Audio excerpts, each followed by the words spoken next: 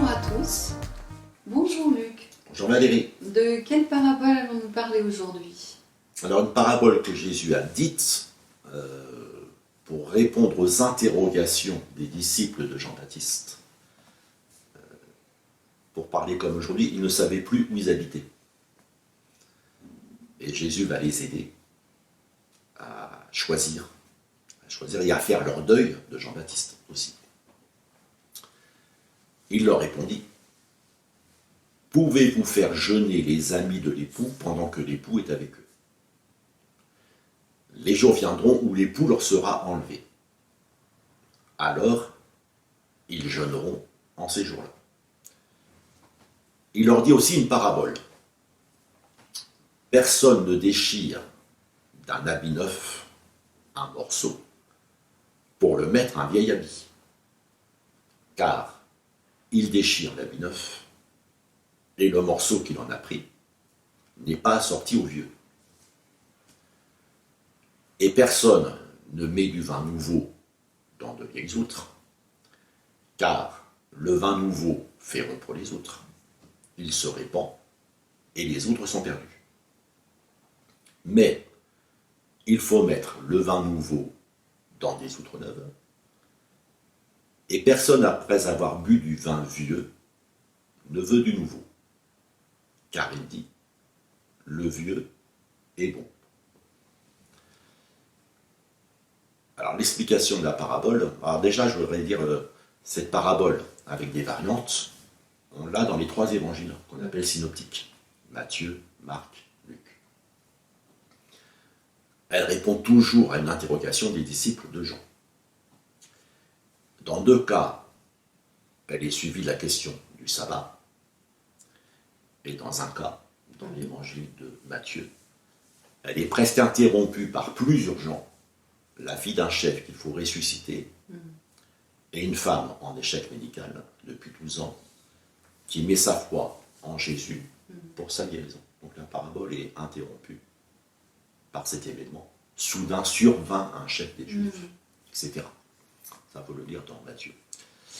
Et l'explication est tout aussi simple que désagréable. Jean-Baptiste est l'annonciateur de Jésus. Il le dit lui-même. Moi, je vous baptise d'eau pour vous amener à la repentance. Mais celui qui vient après moi est plus puissant que moi, et je ne suis pas digne de porter ses souliers. Lui, il vous baptisera du Saint-Esprit et de feu. C'est-à-dire sur un autre registre. Moi, je vous baptise d'eau, lui vous baptise du Saint-Esprit et de feu. C'est-à-dire, il ne fera pas les mêmes choses que moi. Est-ce que cette parabole des outres neuves, vieilles, est-ce que c'est pas pour dire les choses doivent être, sont vraiment séparées? Oui, il y a une rupture. Il y a un avant et il y a un après. Voilà, il y a un avant et un après. Et on ne peut pas mélanger finalement. C'est pour ça que je parlais de faire le deuil. Oui. Les disciples de Jean-Baptiste qui ont été plusieurs années avec lui. Bon, Hérode a fait tuer Jean-Baptiste. Il faut qu'ils se rallient à Jésus, puisque Jean-Baptiste leur a désigné Jésus. Mais le comportement de Jésus les surprend, puisqu'il n'a rien à voir avec celui de Jean. Ils ne sont pas habitués? Ah ben, ils ne sont pas habitués, et puis ils ont été élevés dans l'ascétisme. Or Jésus, au contraire, c'est la joie de la vie, c'est toutes les possibilités de vie que Dieu donne à un être humain. Alors ils sont perturbés.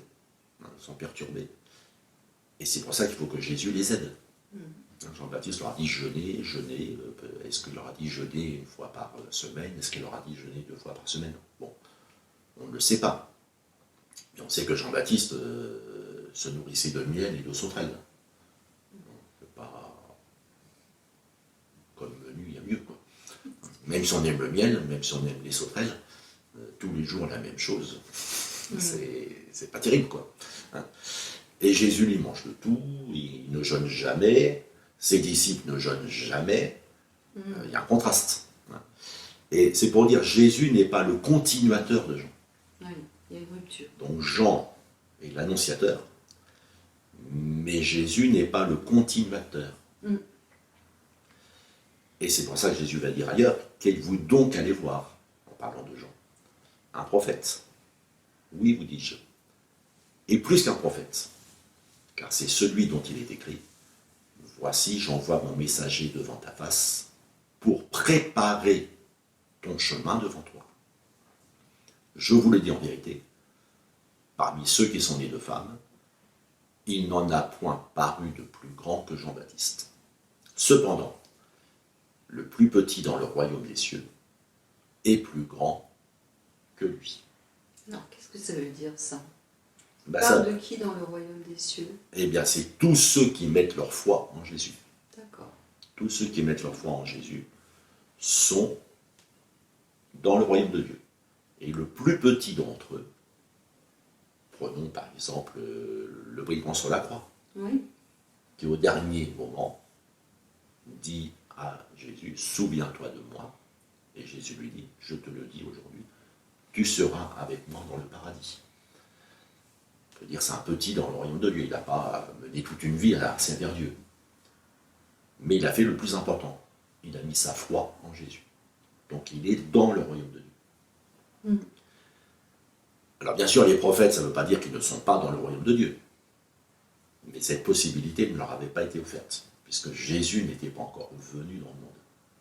Mais elle leur a été offerte quand même à un moment donné. C'est-à-dire qu'ils étaient sous un régime différent. Ils ont cru en Dieu qui enverrait Jésus. Mm. Nous, aujourd'hui, nous avons à croire en Jésus qui est venu. C'est ça la grande différence. Oui. David, il a cru, évidemment. Job, je sais que mon Rédempteur est vivant. Il a cru aussi. Il a cru, Mm. mais il ne l'a pas vu. Alors que nous, soit les contemporains de Jésus l'ont vu, soit nous avons un texte, les évangiles, qui nous raconte la vie de Jésus. Donc nous l'avons de façon littéraire. Oui. Mais quand on est foi en lui, bah, ça devient vivant. C'est pour ça que le plus petit dans le royaume de Dieu est plus grand que Jean-Baptiste, surtout que maintenant le Saint-Esprit est répandu sur tous ceux qui sont dans le royaume de Dieu. Et Jésus montre l'autre contraste. Vous êtes d'en bas. Moi, je suis d'en haut. Vous êtes de ce monde. Moi, je ne suis pas de ce monde. Donc Jean-Baptiste était de ce monde, mais disait, repentez-vous parce que ce monde va vraiment de travers. Mm. Jésus n'est pas venu pour dénoncer ce monde. Jésus est venu pour apporter la vie éternelle dans ce monde, puisqu'il vient du ciel, il vient d'en haut, il vient du Père Céleste. Alors si on revient sur les éléments de la parabole, Jésus, l'habit neuf ou le vin nouveau, ne peut pas se mouler dans les habitudes de Jean, le vieil habit des vieilles outres.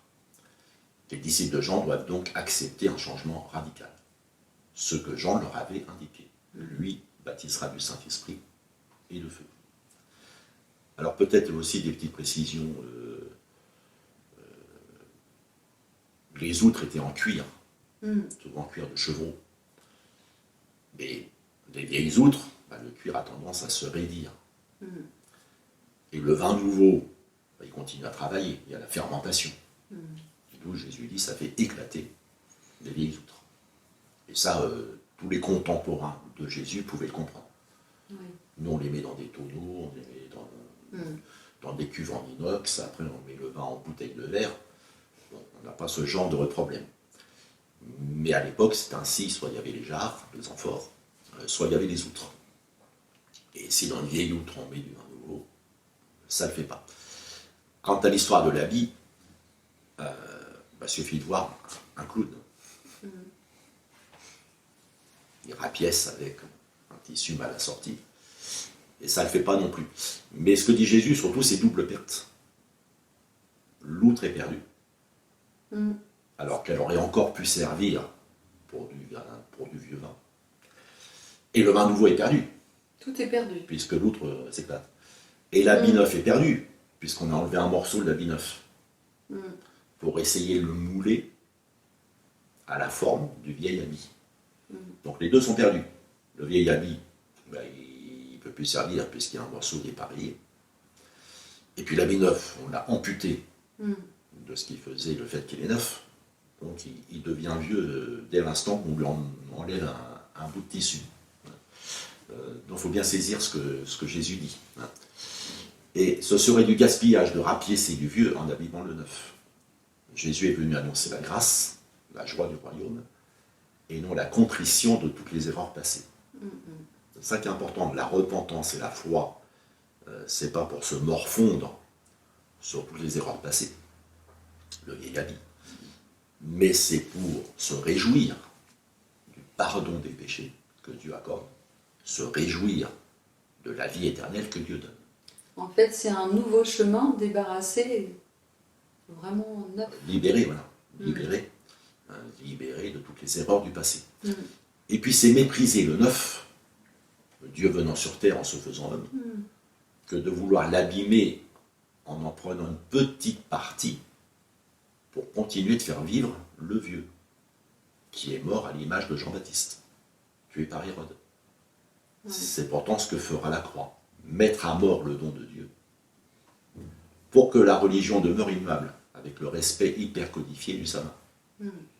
Donc il y a une erreur, mettre Jésus à mort, et Paul va le dire plus tard.